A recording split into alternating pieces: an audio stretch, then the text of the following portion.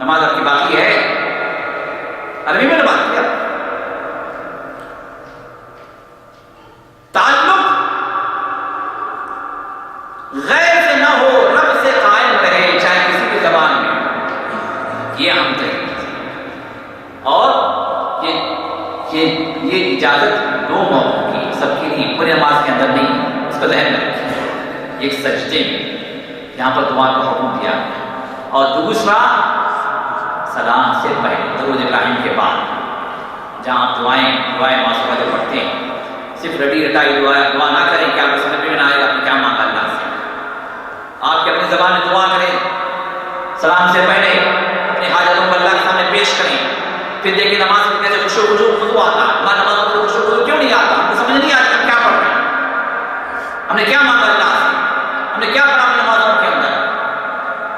کیونکہ ہمیں کچھ شعور نہیں ہے اس کا، تو اس میں نماز میں لذت بھی نہیں آتی.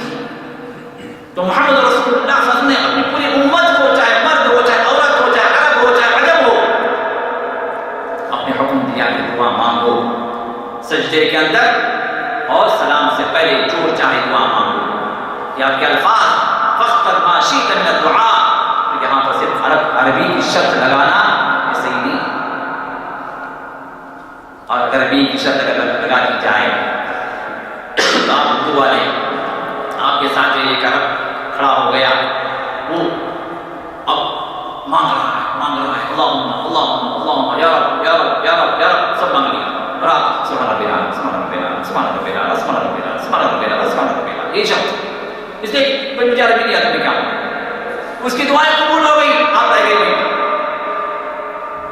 یہ کہ اللہ کا انسان محمد رسول کی صلاح کو شرط لگائی نہیں. میرے دوست ہمارے سمجھ کی کوتاہی، ذرا بات کو سمجھیں، اللہ سے تقرب حاصل کریں. اور یہ دعائیں نمازوں کے اندر جہاں تک ہو سکے آپ اللہ سے مانگیں، اور پھر دیکھیں دعائیں قبول ہوتی ہیں نہیں ہوتی. آج ہماری شکایتیں ہیں کہ میں کب سے دعا کروں اللہ قبول نہیں کرتا، میرا مسئلہ کب سے اللہ نہیں کرتا. جس وقت مانگنا ہے اس وقت میں نے نہیں مانگا. جب دروازے کھلے اس میں ہم داخل نہیں ہوئے، جب بند ہو گئے تو وہاں پر کھڑے ہو گئے. تو میرے دوست جن دعاؤں کو ہم بدعات سے بچا کرتے ہیں، اجتماعی دعا کیا ہے؟ بدعت. اجتماعی دعا بدعت اس لیے کہ دعا کرنا بدعت نہیں، بلکہ دعا کا طریقہ جو ہم نے اختیار کر رکھا ہے کہ امام کہے اس پر ہم آمین بولیں، یہ طریقہ پر ثابت نہیں. ادھر سورہ فاتحہ کا پڑھنا یہ بدعت نہیں ہے. سورہ فاتحہ کو پڑھنے کا حکم دیا گیا، بلکہ جس نماز کے اندر سورہ فاتحہ نہیں پڑھی گئی وہ نماز ہی دینا مکمل ہے. آپ نے فرمایا فہی خراج، یہ نماز نامکمل ہے، ناقص ہے جس نماز میں سورہ فاتحہ نہیں پڑھی گئی. اب ہمارے پاس وہ کیا کرتے ہیں، نمازے کی جنازے کی نماز کے اندر سورہ فاتحہ نہیں پڑھتے. جنازہ پڑھا دیا گیا، نماز ختم ہو گئی، اس کے بعد فاتحہ.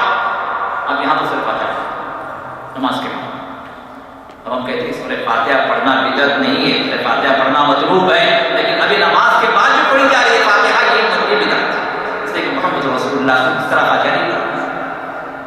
سورہ فاتحہ آپ نے پڑھی نماز کے اندر پڑھی. تو اسی طرح یہاں پر بھی ہمارے پاس مساجد میں نماز کے اندر سورہ فاتحہ نہیں پڑھتے. امام کے پیچھے کھڑے ہو گئے، امام نے اللہ اکبر کہا، آپ بھی کھڑے ہو گئے پیچھے، اب خاموش کھڑے ہو گئے اور دماغ میں 1000 باتیں ہو گئی.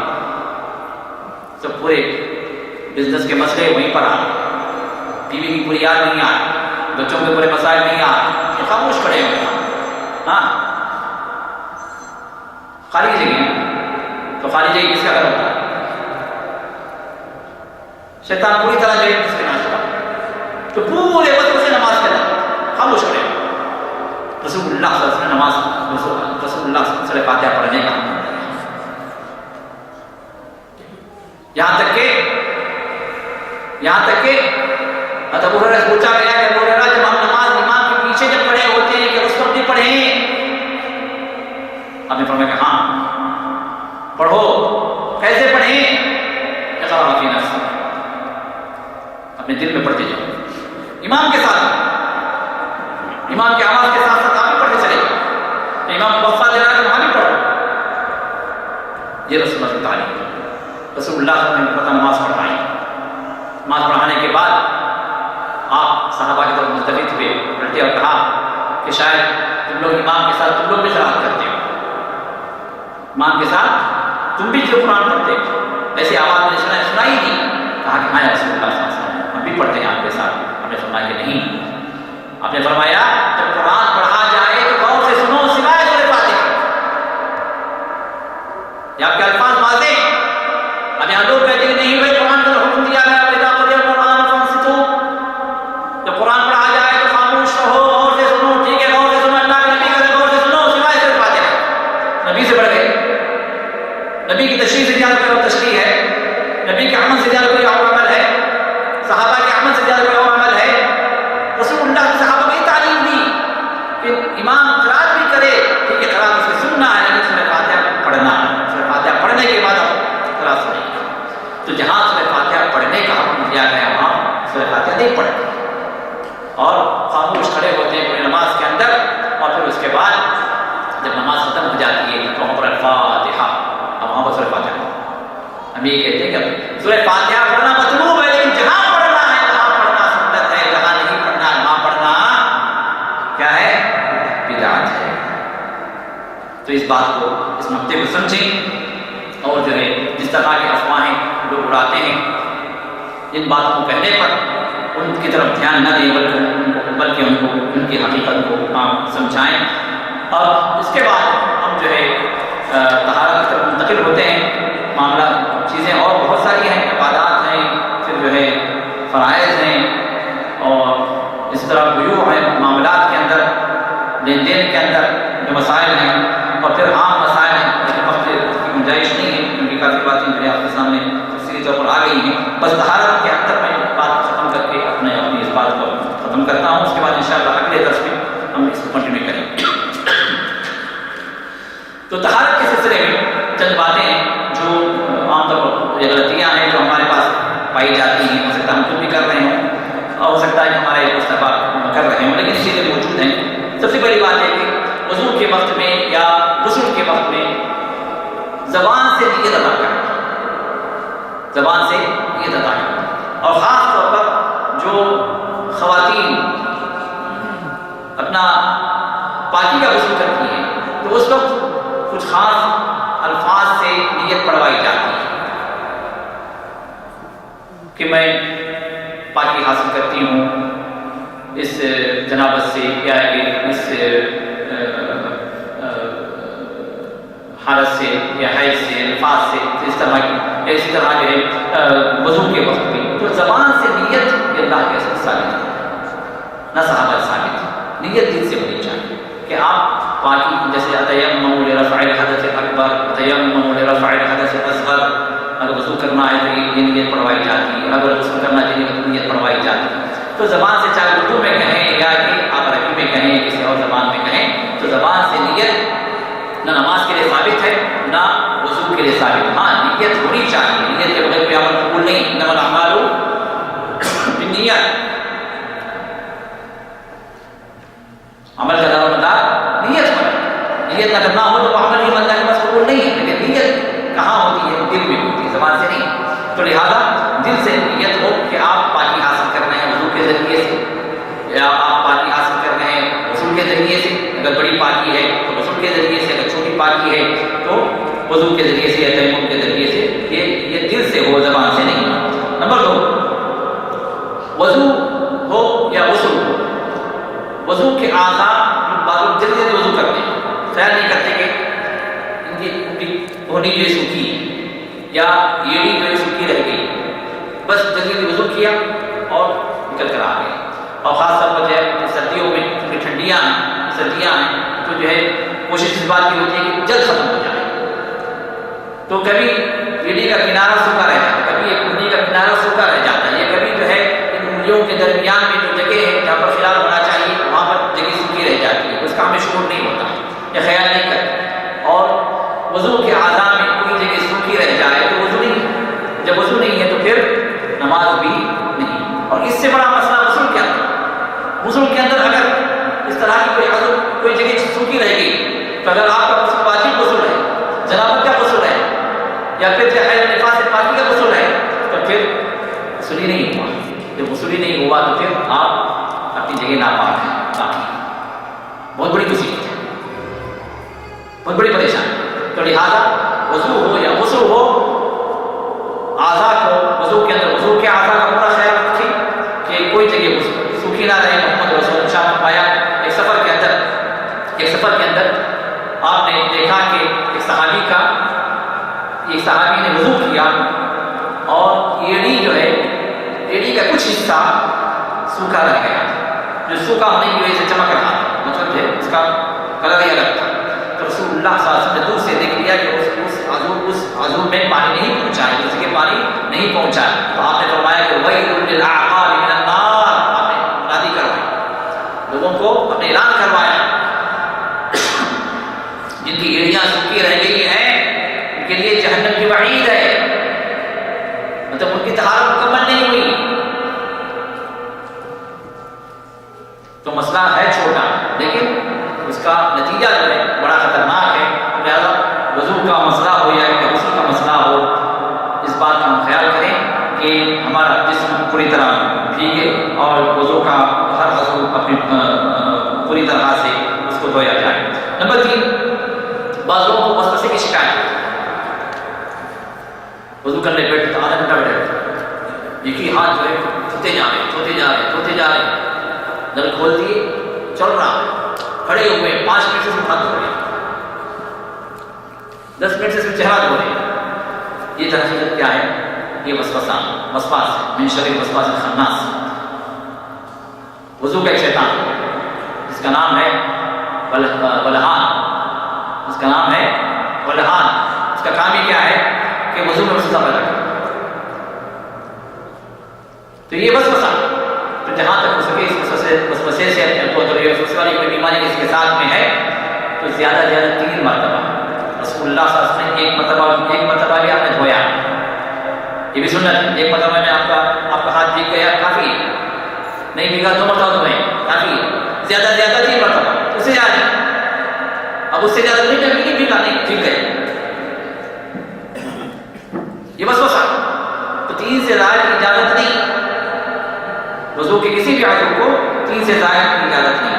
نمبر 4, جہاں تک ہو سکے ہم دیکھتے ہیں کہ کھول دیے نل, چل رہا ہے پانی, اب وضو کر رہے ہیں تو وضو کے لیے کوئی اگر حساب لگایا جائے تو پوری ایک بکیٹ کو انہوں نے پانی استعمال کیا, چونکہ ہم نل کھولے ہوئے سے پتہ نہیں چلا کہ رسول اللہ صلی اللہ علیہ وسلم وضو کے لیے آپ کو ایک مد کافی, ایک مد پانی, ایک مد مطلب کہ 2 ہاتھ اگر آپ جوڑ کر پانی اٹھائیں کتنا پانی, تو ایک مد پانی جو ہے اللہ کے رسول کے وضو کے لیے کافی ہے. عبداللہ بن عمر نے جب یہ بات ذکر فرمائی رضی اللہ عنہ تو سننے والے نے کہا کہ عبداللہ بن عمر یہ مد پانی میں کیسے وضو کر لیں, ایک مد. آپ نے فرمایا جو خیر البشر تھے پورے انسان میں افضل ان کے لیے کافی تھا, تیرے لیے کافی نہیں ہوگا. محمد رسول اللہ میرے کافی تھا ایک مد پانی وضو کے لیے, اور تیرے لیے کافی. تو میرے ذرا ہم بھی ذرا غور کریں, وضو کے لیے ہم کتنا پانی ویسٹ کرتے ہیں, نہ وضو لیکن پانی جو جا رہا ہے اللہ کی نعمت ہے, لیکن قطرہ بھی اللہ کی نعمت ہے. ذرا ان کی طرف آپ نظر کریے جہاں جن کے پاس پانی نہیں, یا آپ کے حالات میں پانی بند اگر ہو جائے تو پانی نہیں آتا, کتنی پریشانی ہوتی ہے. آپ کا رکھا ہوا پانی ختم ہو گیا, اب اس کے بعد اگر آدھے منٹ کی بوتل میں مل جائے تو بند ہو جائے گا, ہوتا نہیں. جب پانی نہیں ملتا تو تب ہو جاتا, جب پانی اگر ہو تو پھر ایک بکیٹ پانی بھی کافی نہیں. پانی اگر ہو گیا نا, اسراف یہ جائز نہیں ہے. تو خود اللہ نے بھی اسراف سے منع کیا اور رسول اللہ صلی اللہ علیہ وسلم نے بھی منع کیا. نمبر 5,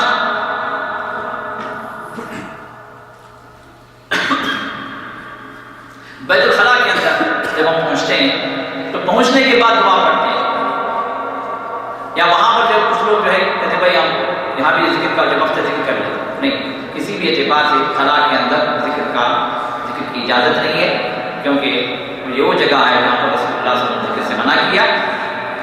اب داخل ہونے سے پہلے ذکر کر لیں، دعا پڑھ لیں، اور چونکہ وہ ہیڈ کوارٹر ہے ہمارے دوستی کہیں گے نا، دوستوں کا ہیڈ کوارٹر جن سے ہم دوستی کر رکھی، تو لہٰذا وہاں پہنچنے سے پہلے دعا کے ساتھ اللہم انی اعوذ بک من الخبث والخبائث یہ رسم دعا سکھلائی، تو دعا پہلے پڑھ لیں، پھر اس کے بعد اندر داخل ہو، اندر پہنچ کے دعا نہ پڑھیں، اگر اندر پہنچ کے یاد آئی تو دل میں پڑھنے، زبان سے ادا نہ کریں۔ اور اسی طرح بعض لوگ جو ہے موبائل لے کر جائیں اندر، موبائل کے تو قرآن موجود ہے، اب کیا کہتے ہیں بھائی موبائل کا قرآن موجود ہے، کسی کو دے کے جاؤں یا رکھ کے جاؤں، تو اب ایسی جگہ پر آپ ہیں جہاں پر رکھ کے جائیں تو میں پھر دوسرا تحفہ قبول کر لیتا ہوں، پھر آپ پریشان۔ تو موبائل کے اندر جو قرآن ہے اس کا حکم قرآن کا نہیں ہے، سمجھ رہے بات؟ علماء نے یہ فتویٰ دیا کیونکہ وہ اندر اگر اس طرح کا مسئلہ اگر ثابت کر دیں کہ چونکہ موبائل میں قرآن ہے اس وجہ سے موبائل آپ لے کے نہیں جا سکتے، تو پھر بیچارہ کوئی حافظ قرآن جو ہے موبائل خانے میں جا نہیں سکتا، قرآن تو موجود ہے نا اس کے دل کے اندر، دل کو کہاں رکھے جائے؟ تو جو اندر جو چیز ہے اس کا حکم نہیں ہے ظاہر جب تک کہ اس کو ایکسپوز نہ کیا جائے، جب تک کہ اس کو باہر نہ کیا جائے۔ تو لہٰذا موبائل کے اندر ہو یا کسی بھی ڈیوائس کے اندر ہو، اگر وہ سراغ میں دے کے چلے جائیں تو اس میں کوئی حرج نہیں۔ وضو کے دوران ہمارے پاس لوگ گردن کا مسح کرتے ہیں، یہ قینچی چلاتے ہیں، یہ قینچی چلانا ثابت نہیں، گردن کا مسح رسول اللہ کو ثابت نہیں۔ مسح جو ثابت ہے سر کا اور اس کے ساتھ الاذنان من الراس، نے فرمایا کہ سر کے مسح میں کانوں کا مسح داخل، آپ نے کہیں یہ نہیں فرمایا کسی بھی صحیح حدیث سے گردن کو مسح کرنے کا نہ آپ نے حکم دیا نہ آپ نے عمل کیا۔ تو لہٰذا ہمارے اپنے حکموں کے اندر یا ہمارے اپنے احمال کے اندر جو گردن کا مسح عمل ہے یہ سنت والا عمل نہیں، بلکہ علماء نے اس کو بدعت کہا۔ تو کسی بھی صحیح حدیث سے گردن کا مسح ثابت نہیں، یہ اور بات ہے کہ بعض علماء نے اس کو مستحب کہا، لیکن مستحب ہونے کے لیے دلیل چاہیے۔ مستحب ہونے کے لیے مستحب کا مطلب کیا ہے؟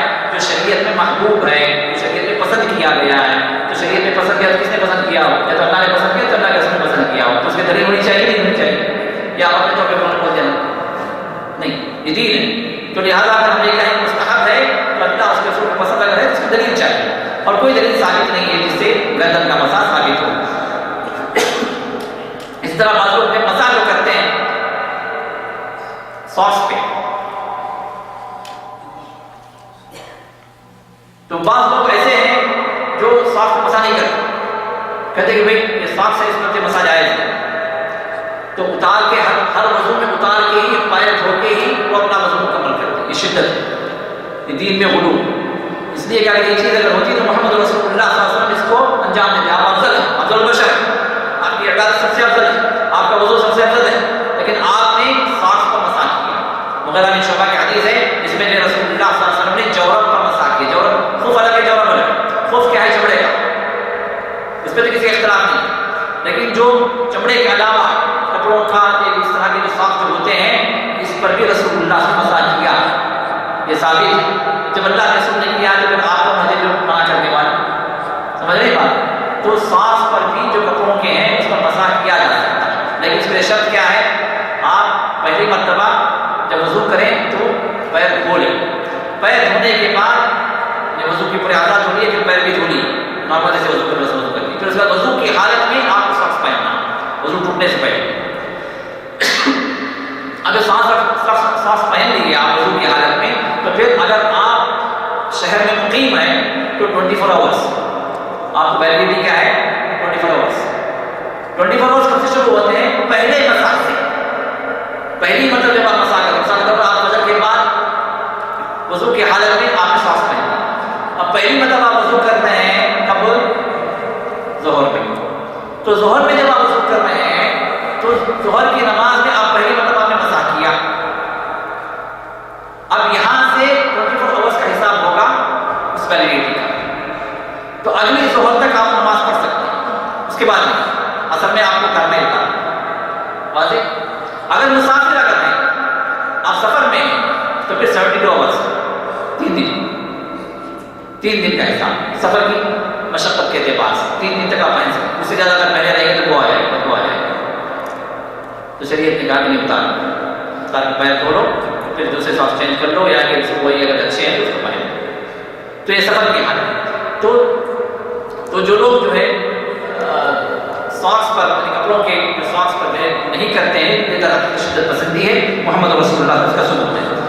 اس طرح جو لوگ مسح کرتے ہیں ساکس پر، بعض لوگ آپ دیکھیں گے کہ اوپر بھی کرتے ہیں نیچے بھی کرتے ہیں، یہ کہیں سے اوپر ہے کہیں سے نیچے، دو مار مارتے ہیں، کہتے ہیں جب بھی مسح ہے جب بھی مسح، یہ دین میں زیادتی ہے، یہ دین میں زیادتی ہے۔ رسول اللہ نے مسح کیا ہے تو یہ مسح آپ نے جو کیا اوپر، نیچے نہیں، نیچے کی طرف مسح نہیں، مسح اوپر کی طرف۔ اور طریقہ یہ ہے کہ دونوں ہاتھ کو آپ گیلا کر لیں اور سیدھے ہاتھ کی انگلیوں کو آپ سیدھے پاؤں پر، دائیں پاؤں پر آپ پھیریں اوپر سے، اور لیفٹ کی انگلیاں لیفٹ پیر پر آپ اوپر سے پھیریں، دونوں ہاتھ سے مسح ہو۔ بعض لوگ ایک ہی ہاتھ سے کرتے ہیں، نہیں، صاحب یہ ہے کہ دونوں ہاتھ سے مسح ہو اور اوپر کی طرف، نیچے کی طرف نہیں۔ اسی وجہ سے علی رضی اللہ عنہ فرماتے ہیں لو کان الدین بالرأی لکان المسح علی الاسفل دون الاعلی۔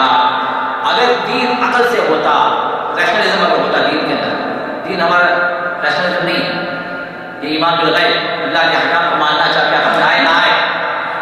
اگر دین کا تعلق اگر عقل سے ہوتا تو ہمیں حکم دیا جاتا مسح کا نیچے کی طرف نہ کہ اوپر کی طرف۔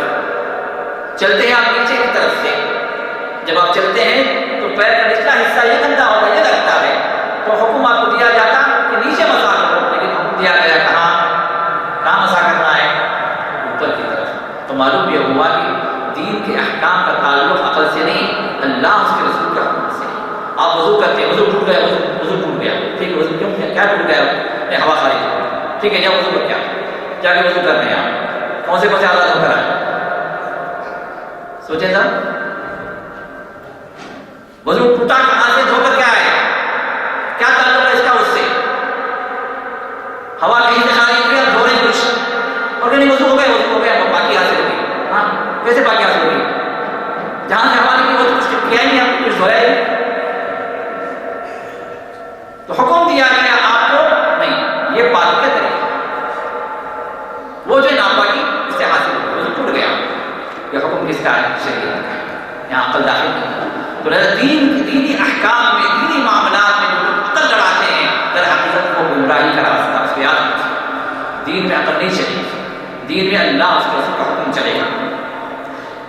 اسی طرح آخری بات جو اس معاملے میں ہے وہ یہ کہ بعض جگہوں پر دیکھا گیا، خاص طور پر جو دین سے جڑے ہوئے ہیں یا تبلیغی جماعت سے جڑے ہوئے لوگ، ان کے درمیان میں یہ بات عام طور پر دیکھی گئی کہ ہر عضو پر دعا رکھی گئی، ہاتھ دھو رہے ہیں دعا پڑھو، کلی کر رہے ہیں دعا پڑھو، کلی کرتے دعا پڑھ رہا تو کیا دعا پڑھے گا؟ ہاں، ناک میں پانی لیتے دعا پڑھو، چہرہ دھونے دعا پڑھو، ہاتھ دھونے دعا پڑھو، پیر دھونے دعا پڑھو، ہر دعا ہی دعا میں جب پورا وضو کے اندر کٹیا کر جاتا ہے۔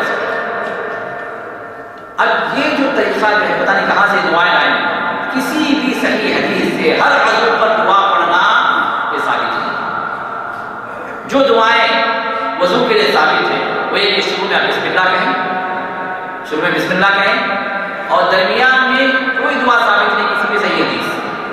آخر میں جب آپ پیر بھی دھو لیے تو اب وہاں پر جو ہے شہادت کے کلمات، اشہد ان لا الہ الا اللہ واشہد ان محمدا عبدہ ورسولہ، پھر اس کے بعد اللہم اجعلنی من التوابین واجعلنی من المتطہرین۔ یہ دعا اللہ کے ساتھ کہ اے اللہ تو مجھے توبہ کرنے والوں میں سے بنا دے، اے اللہ تو مجھے پاکیزہ لوگوں میں سے بنا دے۔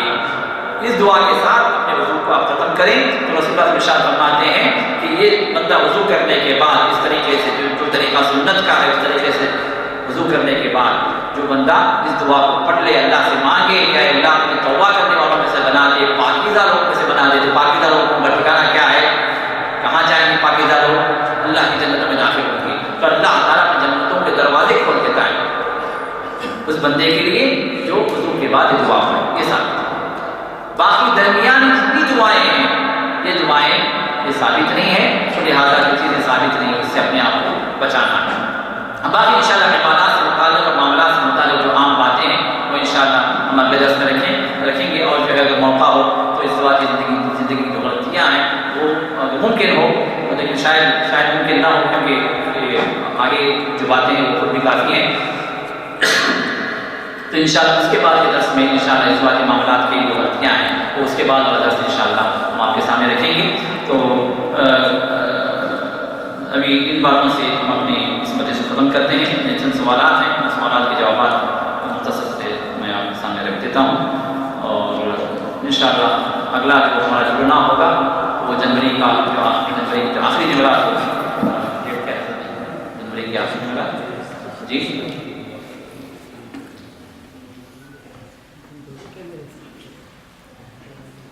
موبائل میں نہیں کرنا جی جنوری کی آخری جمعرات، کیونکہ ہماری جو بیٹھک ہوتی ہے وہ آخری جمعرات، ہر انگریزی مہینے کی آخری جمعرات ہمارا یہاں جمنا ہے. ہم آپ سے کہیں یا نہ کہیں یہ شیڈولڈ ہے کہ ہر مہینے کی آخری جمعرات انشاءاللہ عشاء کے وقت میں جمع ہوں. 30 جنوری میں انشاءاللہ ہم یہاں جمع ہوں گے. اور ہمارا عنوان جو ہوگا یہی جو ہے غلطیاں جو عبادات اور معاملات سے متعلق ہیں، کیونکہ ابھی جو عقیدہ اور طہارت سے متعلق غلطیاں تھیں وہ آپ کے سامنے آئی ہیں، اور باقی جو عبادات اور معاملات سے متعلق ہیں انشاءاللہ وہ 30 جنوری کو انشاءاللہ آپ کے سامنے پیش کی جائیں گی. اللہ تعالیٰ سے دعا ہے کہ جو کچھ ہم نے سنا اللہ تعالیٰ ہمیں توفیق عطا فرمائے اور ہمارے جمع میں قبول فرمائے اور ہماری مغفرت فرمائے، ہمارے والدین کی اور ہمارے دوست احباب کی، ہمارے بیوی بچوں کی، اور جو ہے ان لوگوں کی پیدا مغفرت فرمائے جن کے احسانات ہم پر ہیں یا جن کے لیے دعا کرتے ہیں یا جو ہماری دعا کرتے ہیں. اللہ ان لوگوں کی بھی مغفرت فرمائے، ہمیں جنت میں اللہ سے بلا فرمائے. ہمیں جنت فرمائے. سوال یہ ہے کہ دعا فرض نماز میں کریں یا نفل نماز میں بہتر کون سا ہے، تفصیل سے رکھنا ہے. دیکھیے فرض نماز میں تو آپ امام کے تابع، آپ اپنی مرضی کی مالک نہیں.